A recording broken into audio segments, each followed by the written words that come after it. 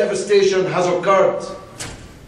Because since the last bomb fell, not one pane of glass, not one brick, not one hammer, not one nail, not one bag of cement has been permitted by Israel to cross into the Gaza Strip.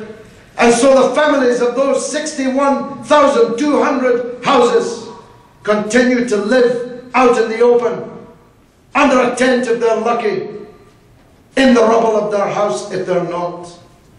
What kind of democracy is this? Gaza suffered greatly in those 22 days. 1,400 people lost their lives. Thousands of people were maimed. Hundreds of people suffered amputations.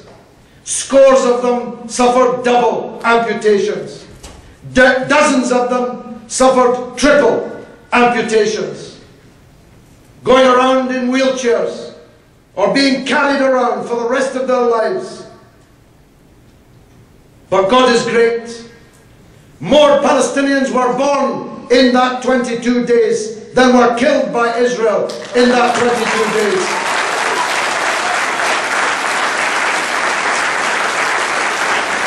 And so I say to the friends of Israel, you're not going to kill your way out of this problem.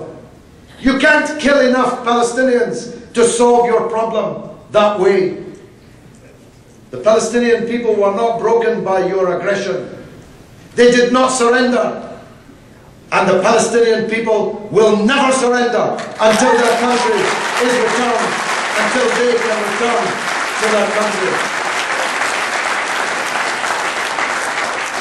Worse than anything that Israel did is this siege, which has left people in Gaza, women, always women in Gaza, climbing over the garbage heaps looking for food. Nearly 1.5 million people living on less than $2 a day. People having to dig tunnels in the ground to bring in the basic necessities of life. These liars will tell you that these tunnels are for bringing in weapons. Well, the Palestinians don't have any weapons. They have small arms. They have rockets which go up in the air and fall down again. Untargetable. Militarily totally insignificant. These tunnels are bringing bread and medicine and blankets and the means of staying alive, because the Israelis and their allies have erected a medieval siege around this ghetto in the hope of making the people surrender. And that's why we went with our convoy all the way from London to Gaza, 8,000 kilometers. 8 countries, braving the elements, braving the regimes, sleeping in our vehicles, because we were determined to break this siege, because this siege is murdering more Palestinians than Israel succeeded in doing in that 22-day aggression.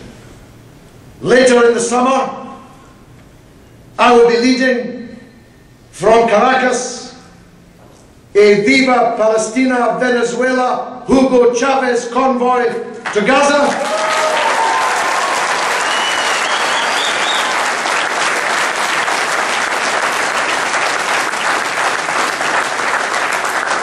In October, I'll be leading another British convoy to Gaza, but you're not going to be left out. When I was in Gaza, I met a little girl, quite famous now, been on television many times. She's 9, almost 10 years old. She was staying with her grandmother when she got the news that our house had been bombed.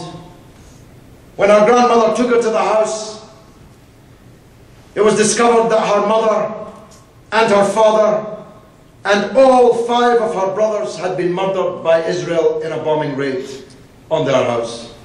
This girl is now an orphan, living for the rest of her life alone. She said this to me.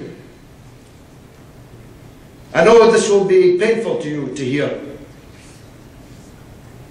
She said, where is this Arab world they teach us about in school? Where is this ummah they teach us about in the mosque? Why did they leave us alone to face this? What did we do to deserve this? Why did they leave us alone to face this? Well, I don't know about you, but I'm determined that she will not face it alone. If she has no mother and father, I'm ready to be her father. If she has no brother, I'm ready to be her brother.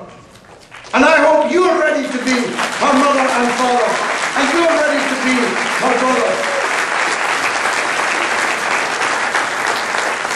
That's why on the 4th of July, Independence Day, myself and Ron Kovic, whose birthday it will be,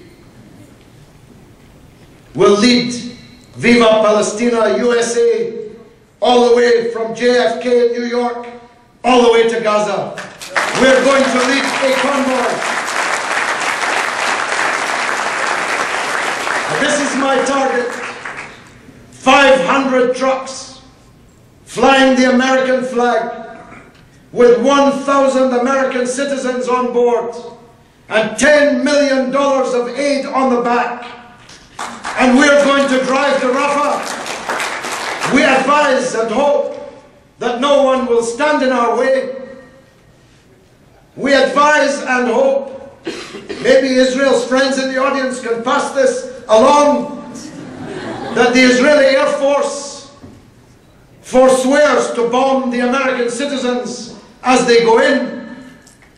And I tell you this, the sight of 500 American flagged vehicles bringing life to Palestine rather than death to Palestine, which so often comes in the colours of the United States, with all the weapons being used by Israel, given free by the United States taxpayer, that will transform the landscape, not just in Palestine, not just in the Arab world as a whole, but can begin to shape public opinion here in the United States itself for that new direction that we so badly need. Wassalamu alaikum. Thank you very much.